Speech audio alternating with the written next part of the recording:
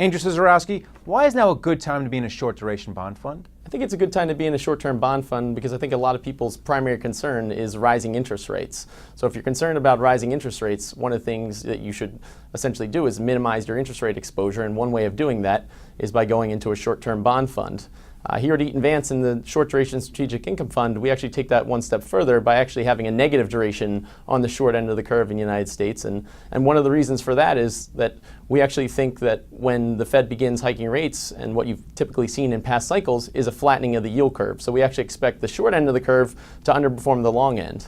All right, well, people were saying that the Fed's going to hike in June after a weak March jobs report. That got pushed back to September. Some people are talking about December because of some further tepid economic data. What do you think? I do think the weak jobs number essentially put the June rate hike off the table. I do think here at Eaton Vance, we do think September is the most likely scenario, but the Fed has said, and we believe them, that they're data dependent. Now, I think that the problem we're going to have is that in the first quarter, much like we had in 2014, we had a kind of weather distorted data, and we're going to see that again this quarter. So when we see the first quarter GDP come out, it's likely to come out around 1% or so, possibly below that, whereas in 2014, that number was actually negative.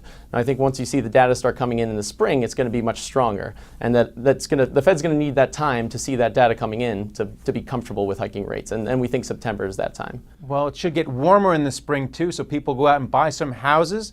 So you are a fan of mortgage-backed securities. Why don't you put those two together? Yeah, so, I mean, I do think that the housing market is actually much stronger than people believe, but when you look at some of the underlying data we've had recently, housing starts have been a little weak in the past couple months, but one of the primary reasons for that, we were talking about kind of weather distorting data in the first quarter, and it was distorting housing data primarily. If you think about the terrible snowstorms we had here in Boston and in the Northeast, you can't build a home when you're under 4 feet of snow. So I think that's once the spring comes, we've kind of thawed out here, and you're going to start seeing housing starts pick up, building permits are picking up, and then you're going to start seeing existing home sales pick up, which typically happen in the spring.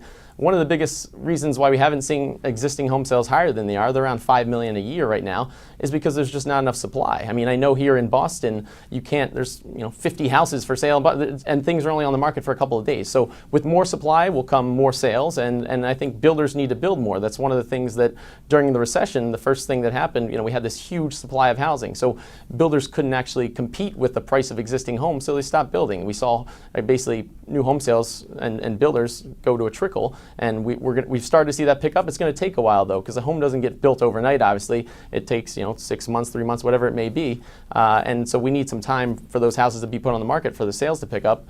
And then on the mortgage-backed security side, so we're investing in a little different portion of the mortgage-backed security market in strategic income, short-duration strategic income fund, and that's agency mortgage-backed securities, but they're actually interest-only agency mortgage-backed securities. So these are actually negative duration securities, so they actually do better in a rising rate environment. So it's a little different than your typical, you might think a treasury or regular agency mortgage-backed security would do. And one of the reasons why they do better is because we're essentially investing in a little bit more prepayment sensitive portion of this market. So when rates rise, borrowers don't tend to refinance. If you're in a 4% mortgage and rates go to 3.5%, you're going to refinance. But when it goes to 4.5%, you're not going to refinance your loan. And then finally, speaking of loans, you're also a fan of floating rate loans.